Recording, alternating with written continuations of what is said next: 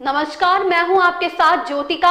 आइए रुक करते हैं फटाफट खबरों की ओर। मन की बात कार्यक्रम की देश में लोकप्रियता बहुत ज्यादा है, लेकिन विदेशी राजनेता और शीर्ष अधिकारी भी इस कार्यक्रम के प्रशंसक हैं। यूनेस्को की डीजी ऑड्रे ऑले ने भी पीएम मोदी के मन की बात कार्यक्रम की तारीफ की। मन की बात कार्यक्रम के 100वें एपिसोड में उन्होंने भी अपने विचार रखे। प्रधानमंत्री नरेंद्र मोदी ने रेडियो कार्यक्रम मन की बात को संबोधित किया। आकाशवाणी पर इसे लाइव प्रसारित किया गया। पीएम ने इसे भारतीयों की भावनाओं को सभी के सामने लाने का जरिया करार दिया। उन्होंने कहा कि इस कार्यक्रम के जुड़ने वाला हर विषय जन आंदोलन बन गया। मन की बात के 100वें एपिसोड में पीएम मोदी ने यह भी कहा कि प्रधानमंत्री बनने के बाद परिस्थितियों की विवशता के कारण उनके पास जनता से कट जाने की चुनौती थी, लेकिन मन की बात के जरिए इसका समाधान निकला और सामान्य लोगों से जुड़ने का रास्ता सामने आया। कर्नाटक विधानसभा चुनाव के लिए चुनाव प्रचार चरम पर है। इस चुनाव प्रचार के बीच ही एक ऑडियो क्लिप सोशल मीडिया पर वायरल हो रही है। इस वीडियो क्लिप में कथित तौर पर भाजपा उम्मीदवार अपने विरोधी जेडीएस उम्मीदवार को रिश्वत की पेशकश करते हुए सुनाई दे रहे हैं। अब चुनाव आयोग ने इस ऑडियो क्लिप पर संज्ञान लेते हुए भाजपा उम्मीदवार के खिलाफ एफआईआर दर्ज करने का निर्देश दिया है।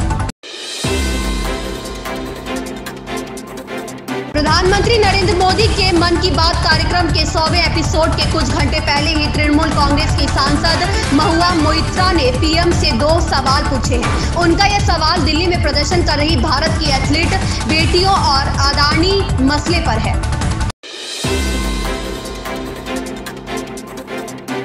भारत में पिछले 24 घंटे में कोरोना के 5,874 नए केस मिले हैं। एक दिन पहले के 7,171 केसों के मुकाबले यह करीब 15% की गिरावट है। दूसरी तरफ कोरोना से ठीक होने वाले मरीजों की संख्या 8,148 रही। इसी के साथ देश में अब सक्रिय मामलों की संख्या 49,015 रह गई।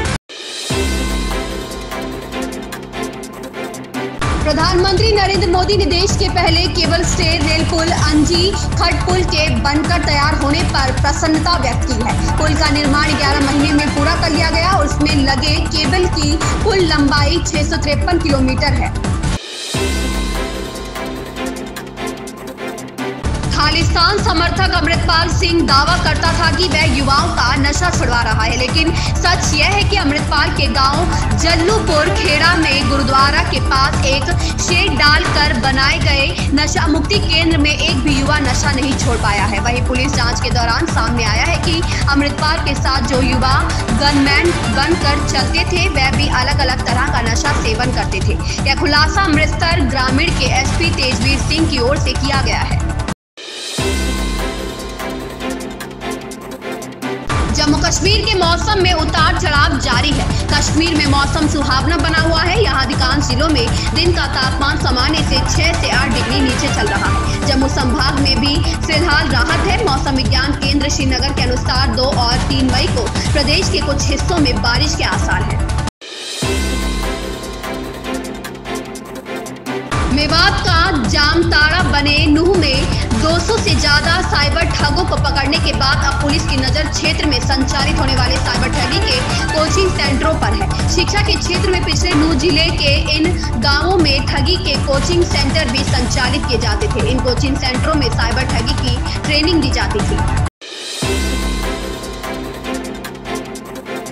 बॉलीवुड अभिनेता ऋतिक रोशन एक्टिंग के साथ साथ डांस के लिए भी जाने जाते हैं। हर एक डांस स्टाइल में वह माहिर है। ऋतिक के डांस स्टाइल और स्टेप्स के दर्शक दीवाने हो जाते हैं। अब अभिनेता ने अपनी डांसिंग स्टाइल के बारे में बात की और पार्टनर डांस स्टाइल सीखने की इच्छा जताई है। अभिनेता का कहना है कि भले ही वह डांस में अच्छे हैं, लेकिन उनका पार्टनर वर्क बहुत खराब है। इन खबरों में बस इतना ही। बने रहिए हमारे साथ।